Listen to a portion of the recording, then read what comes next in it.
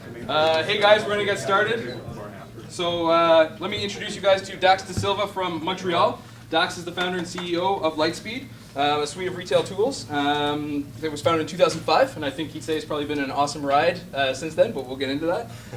Dax has been named Quebec's Entrepreneur of the Year in 2012, and they recently raised last November, I think it was, another $35 million as a Series B from Accel Partners, who also invested in Facebook. So let's give a huge startup grind Ottawa welcome to Dax.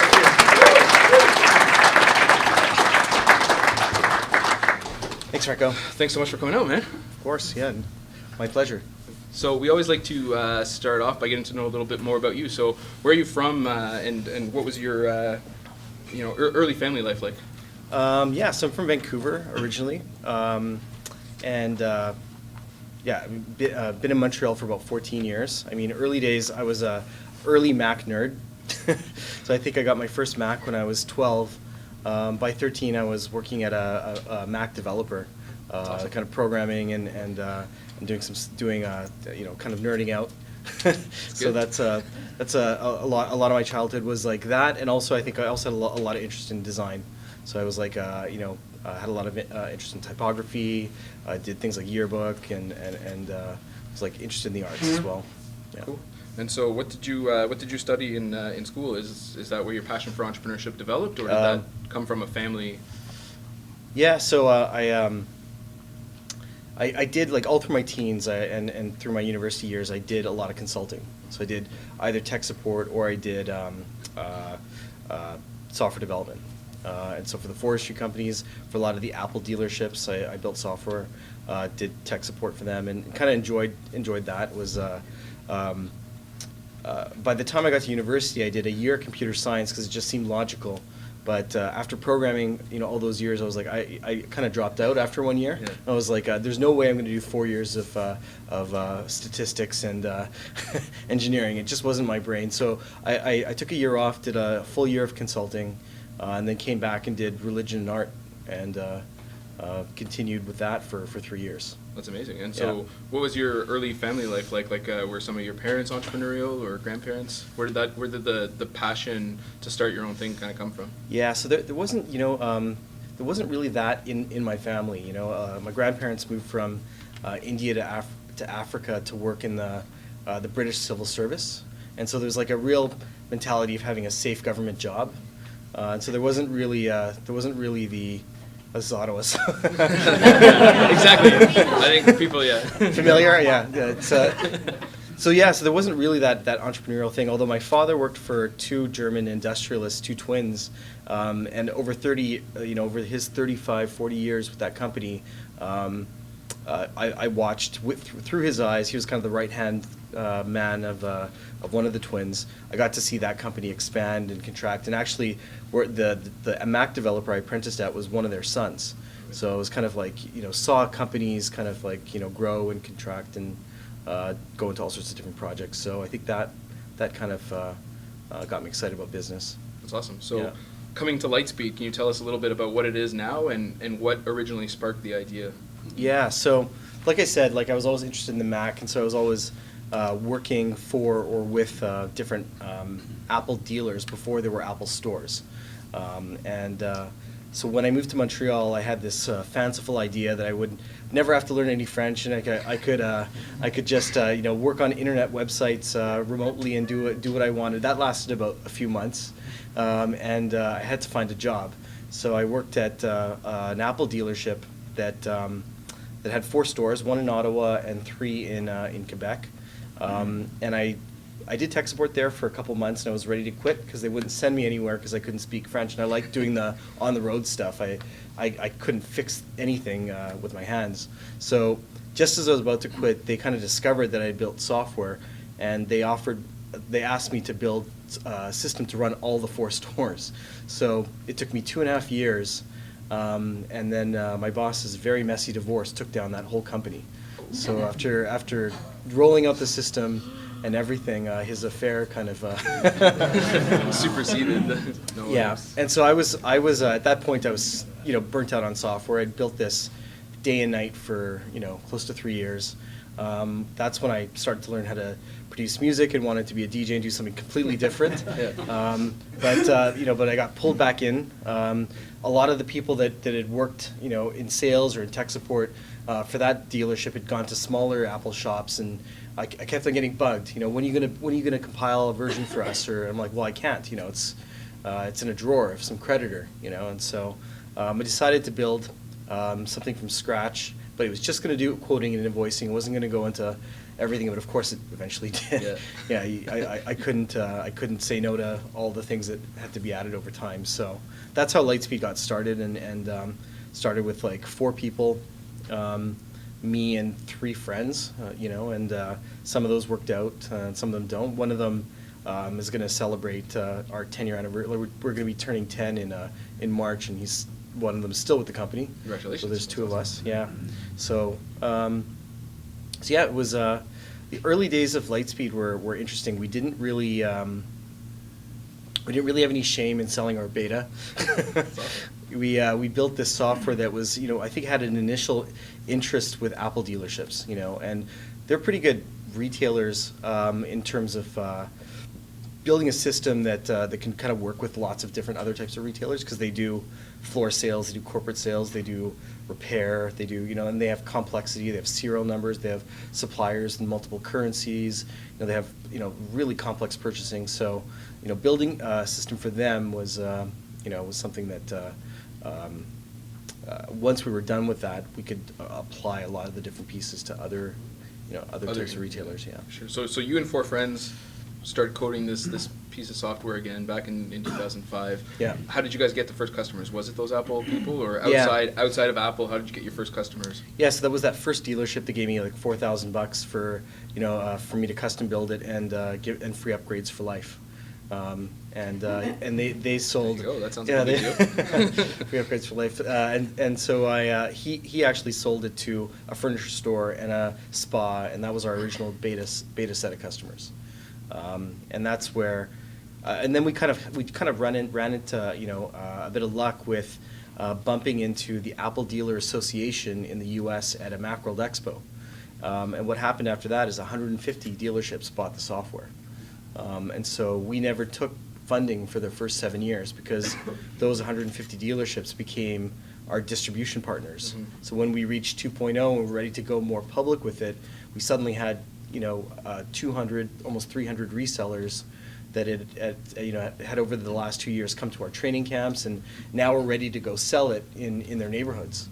And this was around the time when Apple was starting to open their own stores and compete with these guys, and they wanted to start selling solutions. So they could sell LightSpeed, which they knew. They could sell hardware.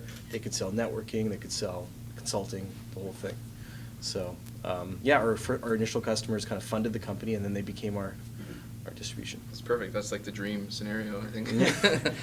So what were some of the next steps? How did you guys go from selling to 150 dealers to then needing funding? Yeah. So we did. So at the 3-year mark, we'd kind of finish our business plan, and actually we just bought our first building. Hired this guy over here, Andrew Penny, to be our strategic advisor. He would come from Ottawa a couple monthly and work with us. And from years 3 to 7, we really ramped the company. Built out that reseller network, invested a lot. We were doing 2 training camps a year in different cities. By 2011, we had our software on mobile and iPad and Mac. And at that point, we were, I don't have a finance background, so I wasn't very savvy with the investment community, or didn't know much about that. But we were starting to get a lot of inbound interest, and we were always really good at trade shows. We always put on, the largest booth at Macworld Expo. We always put on we always believed in the value of that, and we did NRF, which was the retail trade show in New York. And Excel Partners, the investors of Facebook, they'd sent a scout. There was one of many that we talked to. They came to visit us in Montreal shortly thereafter, and two weeks later we had a term sheet. Wow! So it was pretty quick, but we had really strong chemistry with them. and do to this day. Yeah, obviously. So you guys ended up raising a total so far of $65 million, again, primarily from Cell Partners, one of the early backers of Facebook. So, I mean, they came to you, but what was the process that you guys followed in terms of raising that? And then, why did you why did you guys go after a Series B pretty recently? We didn't go through much of a process the first time. Okay. Basically, they seemed like, they came to us, they were pretty much top tier, the kinds of people that we want to work with, and really, they got along with us on a personal level, and I felt like we could learn a lot.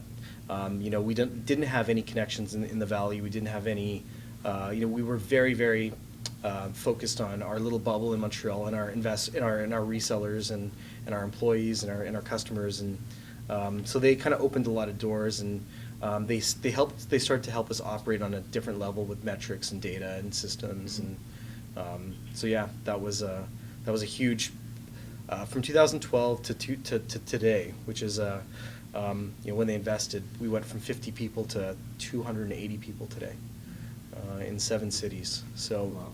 They really them coming in, I think, was at the right time too, because 7 years of knowing who you are, I think, is, maybe it's not necessary for every company to go that long, with discovering yourself, but I think it was helpful for us, and I wouldn't change it. Well, you had a product, you had customers, you had revenue, so it makes sense to just kind of come in and kind of keep growing that thing. So what about growing up in Montreal as a company? How does the Montreal ecosystem how's it helped you guys or hindered you guys, and what's it like expanding to different markets? Yeah, so we never really sold much in Quebec itself. I've always thought it's probably one of the most amazing places to build something. I always feel like Montreal is like a blank canvas. It's very creatively fulfilling for myself, and there's lots of inspiring things going on, and so there's an educated workforce and a lot of young talent, and it was a really great place to bootstrap a company. I think all Canadian cities are inexpensive, good places to start company. You also have we had really good government support as well, so yeah, I wouldn't change a thing. So 14 years later, you picked up any French? Or? I'm doing 2 lessons a week now. That's awesome. Yeah. So I mean, with some of that growth that we've seen and expanding to different cities and picking up a Series B, what's next for LightSpeed in 2015? Anything that you can share with us? Any big plans? Yeah, so we did retail for 9 years, and never ventured into we went to the cloud. We did we'd made some acquisitions, but this last summer we acquired a company in Belgium to go into restaurants. So we want to be the operating system for every business on Main Street. And we think that by doing the retailers with complexity, the retailers that manage inventory, and doing restaurant, the premium restaurants and the premium retail, that we can we can access the independent business owner and really kind of connect them and give them tools to really thrive. We're not really selling to huge chains. We're selling to the businesses that we kind of know and love, the ones that are the independent owner operators. And so I think we felt that moving into restaurants with it's not the same type of person that starts a retail store versus a restaurant, but it's the same kind of spirit, and that's something we wanted to tap into. So that's a big project for us. It's mostly selling in Europe, but we're now selling it in New York, and we're selling it soon in Canada once we've got there's certain regulations for fiscal printing and stuff like that in Quebec, etc. Awesome. Yeah. Any plans for things like iPay or anything like that too? Or? Apple Pay? Apple Pay. Yeah, Apple Pay we have on our restaurant platform and our on-premise on-site platform for retail, and it'll be coming to our other retail platforms soon. Cool. So yeah, I think it's Apple Pay is interesting because the one thing that retailers kind of really need to do now is kind of create that relationship with the customer and start to build a purchase history with the customers, that they can know the preferences and they can really make the visit into the store tailored. And the challenge with something like Apple Pay is that it makes the whole thing very anonymous to the retailer. It's a randomized token. You can't, like even a credit card's better with being able to identify that customer when they return. And so there's some great things about it in terms of security, but there's also some challenges for the independent retailer or restaurateur to build a relationship. So those are some of the things that we're kind of focused on. Mindful of, for sure. That's cool. That's good to know. So were there any like major challenges along the way? Anything that like stands out that like you felt like you had to beat your head against the wall almost? Or? Yeah, I think we started in 2005, so cloud-based systems were not prevalent, and we were a Mac shop primarily. So adding cloud services to what we were doing. Now all of our products have that component, but bringing that knowledge to the company and doing making that transition and going to all subscription, I think that was a big challenge that I think is behind us, and we're excited about all the ways that we're implementing cloud across our product lines. And I think other big challenges were like systems, and also we've got implementing a system like Salesforce. I think it took us 4 attempts. It was really complicated with all the resellers and all the different ways that our different products are sold, and we've bought 2 companies, so how do we integrate licensing for all of those things in Salesforce? We spent a ton of money and had it fail many times. So those are the kinds of challenges that I think were the hardest, but at the end of the day, I think it helped us like leap way forward. Yeah, absolutely. So can you tell us a little bit more, like how do you handle that from a consumer side? Like how do you take your customers through the evolution of the technology, the software, the hardware, the different, what's available in the market? Well, yeah. So I mean, in like at least for our customer, there's a lot of customers that will make an investment in point of sale, and they're not going to want to revisit that investment for another 8 years, 10 years. Now there's new customers that are coming to the table, and they may want something different, and so I think you have to take care of your customers no matter what they're using, and then have things available to them like Apple Pay when it happens, and try to adapt, and the definition of retail is changing completely. So adding e-commerce and omni-channel to making that easy for people that have a lot to do in their day, like a retailer today is expected to do so much, with the same amount of resources, and they've got a lot stacked against them. So, multiplying their abilities, through software is something that we kind of have to do, but we can't overwhelm people either.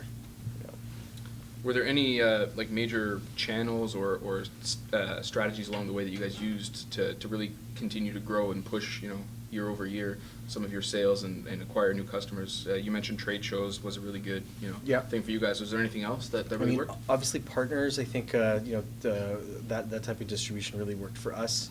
Although when we became more and more cloud based, there was less and less things for partners to install. And so the partners that worked out are the ones that adapted to selling different types of services. I think another big one for us was we moved everybody to the high velocity sales model, which I don't know if has anybody heard of that? Yeah, it's pretty. I mean, it's a methodology that is pretty impressive. When you've got a big sales team, and we've probably got about 80-ish people in the different parts of the sales team. We can go from a lead to a closed deal in 7 days. Wow. So it's high velocity. Yeah. Yeah. So how do you do that? Can you share some secrets or? Yeah. Well, I guess as you get bigger of a sales team, you can kind of specialize people. When you have a small sales team, people wear different hats. But there's some people that are better at the early part of the sale. They like to consult. They don't want to feel like a salesperson. They want to just talk about the solutions and generalities. And then there's other people that are really good at closing. And then there's other people that are really good at demoing. And so high velocity kind of puts them on this hyper fast path that gets them to all these people, where all these people get to keep doing what they're really good at, and so you profile all the different people in your organization and make them do those roles and have all of it connect really, really well through like a tool like Salesforce, for example. That's awesome. That's crazy. So if you were to start over again, what would you do differently? I mean, I'd probably take funding earlier, but not super early. You know, maybe in year 3 or 4. Okay.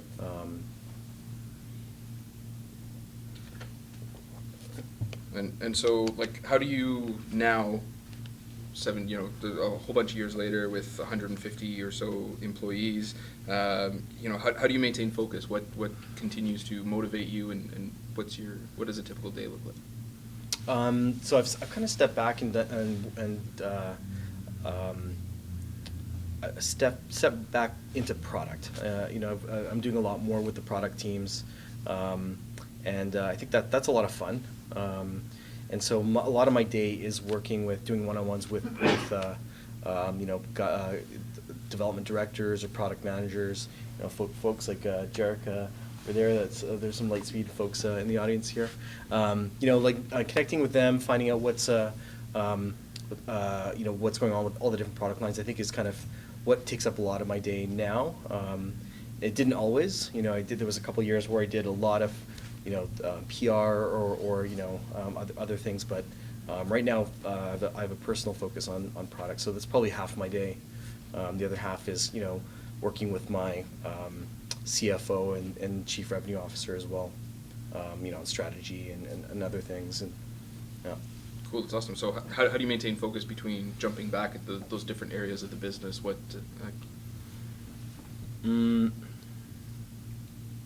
do I keep focused? Yeah. I think we set focuses. I think at every there's a weekly exec meeting where we all try to keep ourselves focused, because there could be so many things that we could be doing, and we already have many product lines, and we already have a lot of split focuses, and so taking on new things is almost sinful. We can't really do that to ourselves, because we only have 100% of your time. There's only so much you can do well, and so I think we also get when we do our board meetings or our board calls, we also get a reminder of that, and when you have to express it to your board of what have you been focusing on, it keeps you real in terms of what you set your focuses to be for the next quarter, for the next year. Mm-hmm. Yeah. So setting those focuses and realizing that you have limitations, how do you, when something new is presented or when there's a new opportunity like Apple Pay, how do you actually go through and evaluate whether that makes sense for you guys as a company and for your customers? Yeah, I think we have to be honest with what can we really bump, or what can we really kind of add resources to do, and throwing resources and money at a problem or new things doesn't always work out when you're almost 300 people, right? So it's 300. Yeah, it starts to there is overhead to everything, and so it's not necessarily that having huge development teams gets you more, lets you do more projects. I think it's small focus teams can do some amazing things, and adding more distractions and focuses can actually really derail things. Is a good observation. We've done it many times, so it's something that we're really careful to try not to do. Yeah. Absolutely. So, what do you think the rest of the future holds for you and LightSpeed? Like, what are you going to be doing in 5 years or 10 years? I guess celebrating 15 and 20 around anniversaries. I don't know. I think retail is at the beginning of a big transformation. I get really scared when I go drive down the street and I see retail stores closing. We've lost bookstores, we've lost music stores, we've lost video stores, never to return. And people are buying a lot online, but there is lots of hope.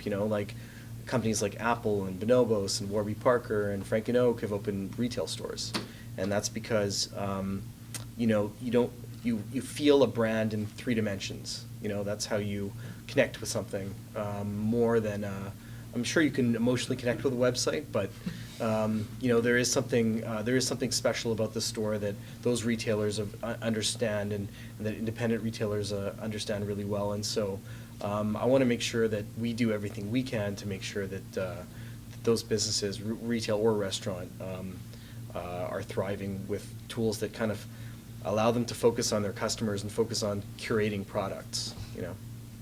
Mm-hmm. And do you do any kind of mentorship with other startups or entrepreneurs in and around Montreal? And if so, what type of advice do you give to them? I mean, I think the main piece of advice that is to actually build a business that will make some money. Because that's I think if you know, the early story of LightSpeed is like we were always trying to sell our, well, even if it wasn't 100% ready, if it was in beta or whatever, we always tried to bring money in and so that we could grow, you know. So there, you know, you're not going to be the next Snapchat, most likely. You know, you're going to have to build a revenue model, and you're going to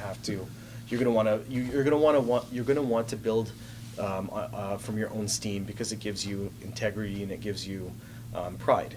You know, and so that's often a little difficult for some products to get right away, especially in a SaaS-based world. And you know, we were selling at the beginning on-premise software, so you know, we would get $2,000 or $3,000 up front or more, and so that's easier. But I think that if you can find a way to get, you know, if you're building business software, you're building something that you can charge a license where you can get you know, a good few $1,000s per license or per whatever. Then you have something that you can start to go to shows with, hire people with. Otherwise, it's going to be challenging. You know, you're going to have to raise money. You're going to have to give away a lot of your company. You're going to have to start taking directions from other people more quickly than you'd like. Yeah, absolutely. A lot of first-time founders have like an issue with like charging for, you know, their product or right away. And I think you mentioned it earlier. You know, you guys weren't shy about charging for the beta. Do you think it has something to do with being in the B2B space a little bit more than the B2C, or do you think B2C founders can do the same? Yeah, I can't speak to that because I don't have any experience there. But another thing that we did learn is you know, there was a product on the Mac that we really admired when we were looking at our pricing, and you know, we figured we'd charge around the same as them, and one of the friends of the company said ×4, you know, and we're like ×4, you know, and that made all the difference. You know, we were able to do so much, you know, fast forwarding many years, we were able to do so much more than that company, which seemed like a towering you know, success at the time, and it was because we weren't afraid to, you know, to charge more. The perception was that the product was worth more, you know, and we made it worth what we felt, what we were charging. We were forced to deliver that level of value also. So I think that you shouldn't be afraid to, you know, to charge what it's worth, and you always find that the LightSpeed products cost a bit more than the competitors, and we and I think that founders have to assign the appropriate value and multiply it by 4. Pick the number. Yeah. That's awesome. So what are there any books or tools that you're using a lot recently, or that you've read for books? And yeah, I read a really good book on the advice of my CFO. It's the new book by Ben Horowitz, from Andreessen Horowitz, The Hard Thing About Hard Things. You guys read it? Yeah. Oh, read it? Okay, fine. But yeah, it's pretty good. If for those of you who haven't read it, it's you know, every chapter kind of wraps really quickly, and it's you get a lesson. It's short, succinct, and it's pretty riveting for a business book. Absolutely, yeah. It's pretty intense. It's, The Hard Thing About Hard Things by Ben Horowitz. Yeah. I didn't read it. I grabbed the audio. I capped out over a flight, but it was really good. Yeah. Any apps or anything like that? Anything else to recommend? Any apps? Yeah, like productivity-wise, or just Yeah, Clash of Clans, I don't know. well, actually, a friend of mine just put out a new game, which is like just got reviewed in Wired and New York Times from Toronto. It's called Alto's Adventures. You guys downloaded that? Yeah, yeah, you should check it out. I think it's pretty. I think it's beautiful. I'll have to check it out. It's beautifully done. Yeah. What's the name of the studio? Snowman. Okay. Yeah. Cool. And I like to ask this just to a few select guests. So you count yourself among the selected. If you were to have a superpower, what would it be and why? It would be flight. Flight? Nice. Flight. Why? Why? Yeah, why? I mean, why? Of course. Why not? Why not? Yeah. I mean, I think it's always cool to, whenever you have those aerial photographs and show you, I mean, it's showing you like everything from above. I mean, I think it's the best view, and also you can see all the great things mankind is doing, all the destruction. So you can have a better, I think that would be fun. Probably be. I think we're not privy to all, what the birds can. What the world has. What they can enjoy. Yeah, for sure. Okay, I'm going to flip it over to the crowd because I'm sure you guys have some amazing questions for Dax. Yes, right here up front. Start with you. So, look, 2 questions. I was really surprised that you didn't say anything about building your team. Like, Oh, you yeah. have 300 people, and like, was there, not my understanding or my experience is when you get to about 100, your company changes and it can become really bureaucratic. Mhm. So, like, where was your biggest challenge in that growth path? And the second question is mobile. I mean, if I understand this correctly, you've got a cloud-based system that's doing point of sale and inventory, and it's working on a machine somewhere. Do you think you have to change your system to incorporate mobile? Like, will store people have mobile and it'll all be doing mobile, or is mobile just an add-on? Okay, so the first question was team. Yeah. So I mean, over the course of 10 years, I would say that the leadership has kind of changed 3 times, like at a senior level. So I think that at different stages of the company, and I'm not above like being changed out at some point too. I mean, like you have to have a degree of humility that the company goes through different stages and has different needs at different moments, I'm really happy that there's a lot of people. Like I just made a list today for the 10-year anniversary who's been with us for more than 5 years. It's great to have some of those original people, but yeah, there's so many new people, especially lately. A lot of that 300's in the last 2 years. So there's definitely challenges, especially since we acquired companies, and so there's a bulk of the company, 200's in Montreal, but we're also split into different buildings because we don't have our new office till April, and then all these little offices of 20 people. So how do you make all these people feel connected? Kind of in small ways. I kind of get down there and do company emails like fairly often, to show what people are doing, because people will send me photos of what they're doing, or I'll get to know from a high level, or ask for people to submit things, and I'll compile something and send them out, just so that people all feel like we're all on the same page. And then we'll do these company meetings where people are all connected and kind of get a reset so that we're all kind of like thinking along the same lines, and so. And there's because we're just so distributed, there's a lot of video conferencing and hip chat and things like that. And one of the things that has really rallied the company is we've got a I don't know. Do you guys know what NPS means? Net Promoter Score. So a customer, you ask a customer, would you recommend LightSpeed to a friend or colleague, and they can rate from 0 to 10. And really, only a 9 or a 10 is a good score. Everything else is, everything from 0 to 6 is terrible. 7 or 8 are persuadable, to go to a higher thing. And so we've got a ticker in our hip chat room where the whole company can see like the pulse of what customers think, and so there's a lot of discussions around that. And so we all kind of have the whole company thinking about the same thing. And so things like that kind of help, and people refer to, what comment people make, because we pull people in the software. So that's on team. There's lots of little techniques and tricks, and for something like Valentine's Day, we'll do something across all the offices and just silly things. But people care about that stuff. Yeah.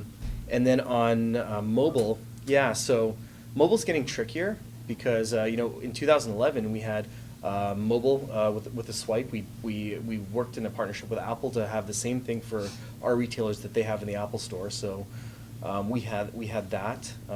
We had mobile iPad. We've really pushed mobile iPad as an interactive sale. It's getting more complicated because of things like EMV.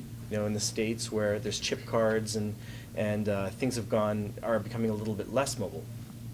Because there's fixed stations and the hardware's not quite there yet for, the whole industry's behind on this EMV changeover that's happening in October in the States. So I think we're going backwards a little bit in terms of mobile retail because swipes are not secure, and so that's why they've brought in all this chip technology. We're actually ahead of the curve in Canada, but we've got so few providers that there's nothing really for us as a innovator to kind of integrate with.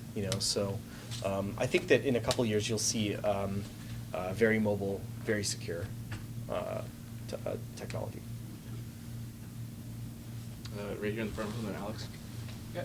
So in these days, you see lots of online retail happening. Yeah. And that is kind of not going with what you envision. So do you plan to move or compete with online retail, or have any kind of product? Yeah, we have integrations with Magento, Shopify. We also have our own e-commerce system, which is the approach we're taking with our own e-commerce system is, what would a brick and mortar store that's primarily an independent retailer, what do they want out of e-commerce? I don't think it's the same thing as somebody that's based out of a warehouse or that's making crafts. There's different scenarios of how people are retailing online. So if I'm opening a store, there's definitely a different mindset, a different way of what that store is for, what that online store is for. And at the moment, we do think it will change, and there'll be many different scenarios and cases of what do people start an online store first and a physical store second, or I think there's going to be different scenarios, but for the moment I think that a lot of people that are doing in-store and then going online as a second step, they're using online to keep their customers abreast of what their curation is today. Like what's new. What's to re-engage with that customer, to keep the conversation going with that customer. So, Alex. You were saying before that your sales team can close a lead in 7 days. That makes my mind blow. So, what are you feeding them to make them run so fast? Like, how are you fueling this exponential growth? Coming. Lots coming. Yeah, your team. I think it's process. Yeah, it's process. We have amazing sales leaders. Our head of revenue is fantastic, and he's also we've also got an equivalent to him in Europe, and we have it now separate for North America. We have a New York kind of Eastern kind of VP as well. That's so we're kind of like replicating this process, and in different places. And it seems like, for example, we bought this restaurant POS company and we brought it into our systems and rebranded it and everything in 7 weeks. And it was part of our sales process. I think they had maybe 400 to 500 installations when we acquired them, and we did 200 last month. So as part of the process, I think it's something that can ramp quickly, and I think it's worth, if you're interested in the model, it's worth really looking into how it works or how different people have implemented it. High velocity. It's self-serve has always been the holy grail, but I think a lot of companies have come around to also the value of sales teams and what it can bring. And I'm a big believer that that has to be a part of your strategy. Absolutely. It depends on the product, of course. Yeah. Sure, thanks. Couple more questions? Yeah, go ahead. How did you deal with the balance of salary and equity in the early days, and how do you deal with it now? Okay. Yep. So I actually didn't give out any equity for the first 3 years. I didn't have any co-founders. I kind of had a sense that that the original people, I wasn't sure how long people would be around. You know, I think a startup can be a pretty grueling environment. You know, I was doing the business part during the day and was up till 4 in the morning every day programming for like 2 or 3 years. You know, and some people are into that. Other people were not, and some people. One thing we definitely discovered is that the people you have early in the company, you know, they're wearing lots of hats. Everybody's full of enthusiasm, but one of the challenges might be that when people that are highly skilled come into the company, sometimes people can get intimidated, and then there can be power plays, and there can be, you know, things can change. You know, as the company grows and you're attracting better and better talent, the earlier people either grow with the company and become keystones of the company, or they don't. You know, and so if you can make those decisions later, you know, when the company's a little bit knows a little bit more about itself, that would be my advice. Now I think we give equity to everybody that joins. Yeah. So now we're looking at questions. Stock options that vest over multiple years. Yeah. Sure, real quick. Yeah. How do you hire from there? You talked about hiring, so. Yeah, we have like every big department, like, you know, sales, development, operations, they all have their own business partner in HR, and that person understands those large departments very well, and kind of what they need, and kind of you know, make sure that there's a pipeline for certain types of profiles and people, because like, so let's say for example in sales, you know, there's always low performers that might drop out, you know, and you need to be able to have people that can replace them. There's one right here. Yeah. What's your opinion about credit cards and banks? So in this space, are they going to get rolled over by Apple Pay, or are they going to fight back and win? There's, you know,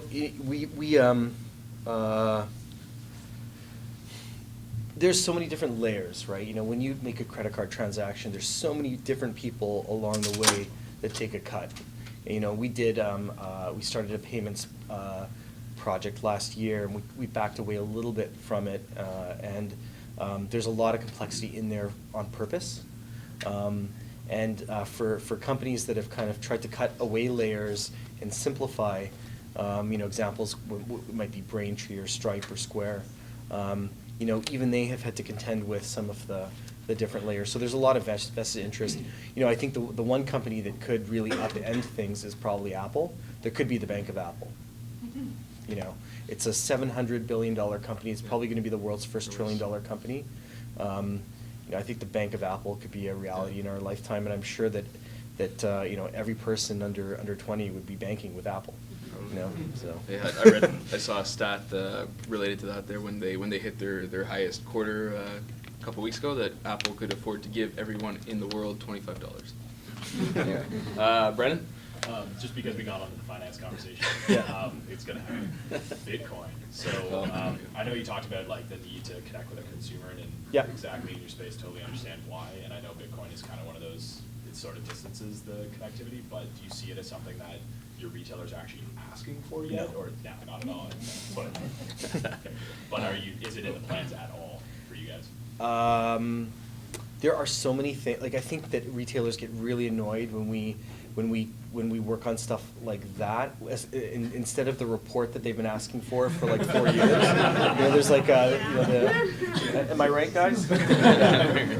So, you know, like right, and you know, like for example, you know, there was all this pressure for a long time to integrate with Google Wallet or PayPal Wallet, or you know, and thank God we didn't, because nobody wanted that. You know, nobody was asking for it. Nobody was, you know, we could have, you know, spent all our development resources, you know, working on that, and you know, so you know, if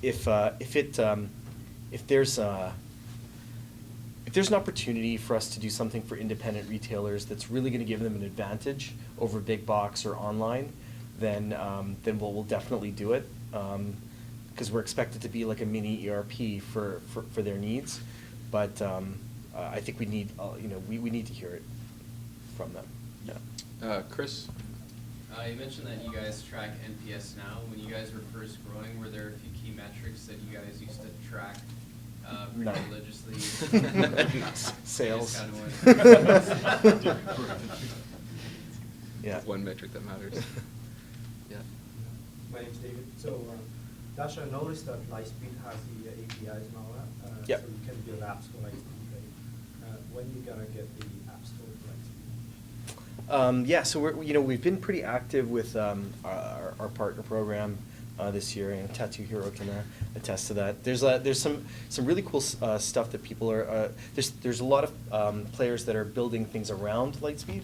Like there's a company called Chronogolf that's got a golf booking software that uses LightSpeed as a transaction engine, and they build all the booking and scheduling around it. And there's lots of people that have plugged into different parts and let us do the part that's a LightSpeed, like the point of sale itself is brandable, so you can kind of customize it and make the solution that you sell to your end user look like it was custom. Like, for example, we work with the Kardashians. They're one of our customers. They love to see their own pictures, and so like it looks like, when you go into their store and look at their systems, it looks like they built $1 million system. They're only paying $80 a month for us. Four times. Exactly. Yeah. Some more questions? Yeah, just here on the right, and then we'll. Yeah, how much does it cost? You said $80 a month. What's the upfront cost? Or is there- Yeah, there isn't. We used to. I mean, I think that is at this point it's $80 a month. A lot of people prepay though. There is incentives for retailers to pay for an annual, and I think it helps. It helps us because I think a retail system takes effort to get it going. Like they have to put in their inventory, they've got to do a bunch of things. So getting them to pay up front makes them put a little bit of skin in the game. And when you're opening a retail store, 1 year of LightSpeed is a small drop compared to probably what all the other things that you're doing, and so making that commitment is not that hard for most people. But I would recommend that if you're a founder at a startup, that you do have some kind of especially in the early days. Maybe later you can drop it, but get some upfront payment, because I know that when we were selling perpetual licenses, that made the whole difference. It would definitely be harder to start today if we were only SaaS and people could do the if we were expected to sign up customers and they would all be only paying $80 a month. How do we be able to hire people? It would be challenging. So an upfront fee is one way to get there. Yes. Well, a bit of a cheeky question, but I just wanted to ask you, what do you actually do during the day? So, Me? Yeah, I mean, you started out as a techie, and are you an HR guy, or a strategy guy, or a customer relations guy? So how do you spend the biggest part of your day? I'd say product. I would spend a lot of time with the product managers, and less, a little bit with development directors, but the product managers would be like, and that whole product management team, like the UX people, the UI people, the people designing the features, the people in product marketing. Those are the things that I'm interested in and can contribute to, and then I can help. Sometimes there's only one person in the room that can say, no, we're not going that far, or we must fix this, or we must do that, and that's usually me that can make that call of like, we're over engineering this, or that's where I think I can save us time sometimes, or send us in the wrong direction occasionally. But so I mean that's where I'm focused now. That it's changed over the years. There's times when I was a programmer. I was the primary coder for 2005 to 2009, and now they're trying to get rid of all that code and won't let me in near anything. Yeah. So in terms of customer attraction, are you trying to go after any large retailers, national level, international, that have over, let's say, 500 locations? No. Is there a reason for that? I think that we've always, our investors were always really excited. Can't you get a marquee Halo customer? You know, that, well, you know, Square did that with Starbucks, you know, and that's a mess. You know, like, I think it cost them a ton of time and resources. They never ended up, you know, getting really anything out of that. You know, what you're gonna end up doing with, for us at least, and your model can definitely be to work with the large chains, because maybe your service only applies to, you know, large chains. For us, being good at large chains and small independent retailers, it's not the same thing, you know, because a large company is going to want you, they're not going to understand the conversation, the sales conversation, when they're like, well, why can't you customize all these things to, you know, like, we're not having the same conversation with them as that Oracle's having with them. You know, Oracle's got a professional services team that's ready to custom build anything, you know. And that's just the reality, and that IT manager is going to be like, what are you guys talking about? You know, to us. So it's totally different. Now, that being said, I think that with, if you're a cloud platform, there's more things that people can do with your platform out of the box and can build around it. And that's where we're seeing some larger and larger chains take what we have, build around it, connect it with their own tools, and utilize it in their own way. Now, Adidas has been a big customer of ours since 2009, and that's what they do with our product. You know, the Boston Marathon, for example, runs on LightSpeed. There's like dozens and dozens of, like, you know, maybe 60 stations. And so they use, and we never hear from them in tech support. You know, they've built their own solution around their large marketing events, like the Boston Marathon and other similar events. They might have maybe 10 to 12 happening in any given month. And so if they can take it and do, you know, their own integrations with SAP, which is in their case, or whatever, then who knows? You know, you could probably scale it, but we're not chasing it ourselves. It's crazy. Alex, and then we'll go back.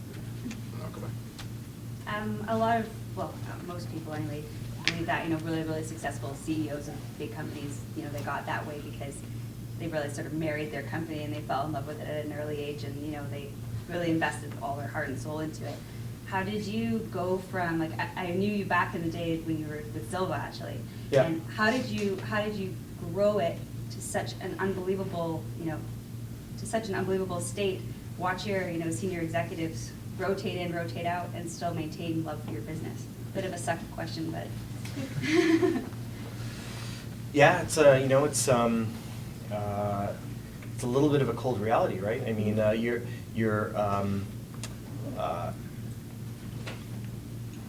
the business becomes so many different things over different years. You know, it's this last period with the investors is a completely different company. You know, and so. I don't think that every type of person might be happy. You know, every type of person can't be happy in the company at different stages. You know, thankfully I have been. You know, but there's lots of founders that don't find themselves at their company, like you know, after a certain period of time. You know, and so I think as long as you feel like you can contribute to the company at that stage, you know, maybe if we're a public company, you know, I might not be the right guy. You never know. You know, I've never been good at finance, but you can learn. You know, and I think you know, a great example is our you know, our director of HR, which I think, and our investors always say, we think she's probably the best HR person in our portfolio, and she grew up with the company. You know, and is very critical of her own skills, but is marvelous. You know, and so there's always. There's always the ability to grow the company, but then if you find that it's just not matching where you are right now and you want to do other challenges and you're sick of the LightSpeed high velocity sales model, you might need to go somewhere else. And you know, it's just how it goes. Yeah. Fair. Yes. A couple of questions around acquisitions. Have you been the target of anyone trying to acquire you before? If so, No comment. Who would some of the bigger players be that might be interested? And with that decision now, because of your involvement with venture capital, did you give up that decision-making ability? How much of a part can you play in it versus your partners? Are you talking about being acquired or acquiring? Being acquired. Because they're probably looking for a big exit, either IPO or. I mean, the pattern for us is to acquire. You know, like you know, for a company that hasn't, that's not public, you know, we've done 2 pretty big acquisitions, which usually you have to have public currency in order to do.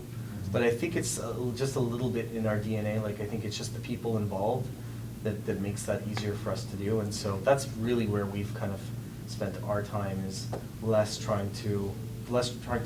trying to buy and less trying to be sold. I think that's really. So then the ultimate goal is to one day go public? That's scary, but yeah. Yeah, no, for sure. Yeah, I mean, it's definitely the trajectory, and I think I don't think you know. I read an interesting article the other day that there's lots of private companies that are opting not to do that right away, because it's really just another way to raise funds. And if you can do M&A, which is, you know, having a public currency is one way, allows you to do more M&A. If you can pull that off without having to be public and be under all that scrutiny and have to, you know, then there may not be a pressing reason to do so, you know. But I think that it would definitely make widen our options in terms of what we could do, you know, and how far we could expand. So it's appealing. David. Oh, I thought you had another. Oh, okay, sorry. Okay, then behind you, and then. You mentioned Net Promoter Score before, and I'm just interested in the whole customer success management movement. And Yep. is that something you guys have looked at as you've grown? Are you still in a traditional tech support model? How does support work? Yeah, actually, so I think we are evolving to. I think we'd like to evolve to a model where because we can see utilization in the software, and we can see, you know, we can kind of almost calculate what stage of utilization and what stage of success a customer's at, because of all the different points in the software, or how many products they've created, or how many sales they've done, or how many, you know, like how many images they've inputted for their e-com, or do they have e-com running, or do they have mobile running, you know. I think that all of those things can be tracked back to how successful the store does, and how much they are committed to the product too, you know, for our benefit. And so I think that's something we're moving towards. I think that's maybe what you're talking about. Exactly. Yeah. And there's one company that does this really, really well that I spoke to once. I think it's they're in Ontario. The Point Click Care. They do senior home management software, and they've got this down to a science. It's quite an amazing example of that done really well. Take 2 more questions after yours, sir. Okay. So a bit of a follow-on question to the gentleman on the other side of the room. Canada is not renowned as being a country that generates new large companies, and the Canadian profile, with respect, I think, is that people like to cash out and don't live in the cottage.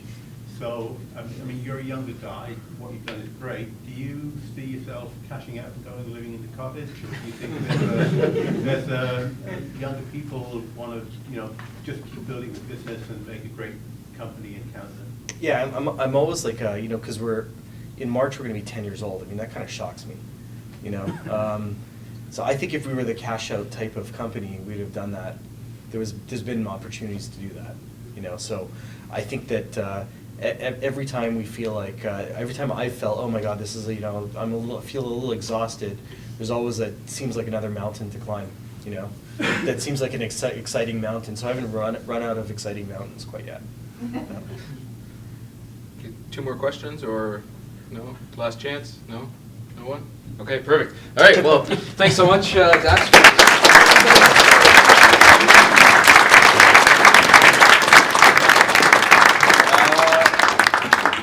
You want to do yours first, or? Sure. Do that one first. So we're just going to drop